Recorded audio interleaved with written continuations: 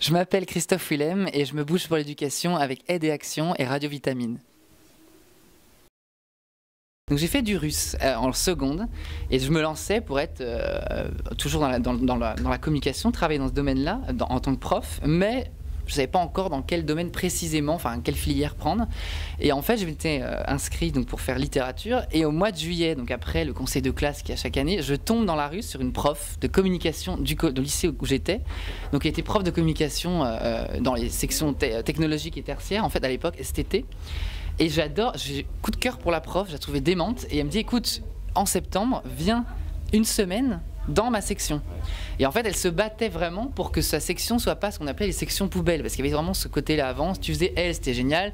Tu faisais S, t'étais prodige. Tu faisais ES, t'étais moyen. Et tu faisais STT, c'était catastrophique. C'était un peu le stéréotype. Et donc en fait, je suis allé à la rentrée de septembre passer une semaine dans sa classe et je suis allé voir le proviseur en disant non mais finalement je ne veux plus tout faire L, je vais faire STT. J'avais une bonne moyenne en plus, donc tout le monde ne comprenait pas. Et je me suis retrouvé donc en STT, en communication, j'avais fait la spécialité communication et j'ai vraiment adoré. Et de là, j'ai vraiment voulu devenir prof de communication dans ces filières-là. Voilà. Le bon souvenir, donc super bon souvenir, c'était le lycée et la rencontre de cette prof, mais qui a une cinquantaine d'années et qui maintenant est une super amie. On a gardé des super contacts ensemble. Donc c'est vraiment ça, c'est disons que c'est la première prof qui m'a, comment dire, vraiment ouvert les yeux sur ce qu'est réellement éduquer. Voilà, c'est pas simplement donner une matière, c'est prendre le temps d'écouter les gens, prendre le temps de comprendre leur contexte familial, tout ça, et c'est vraiment important.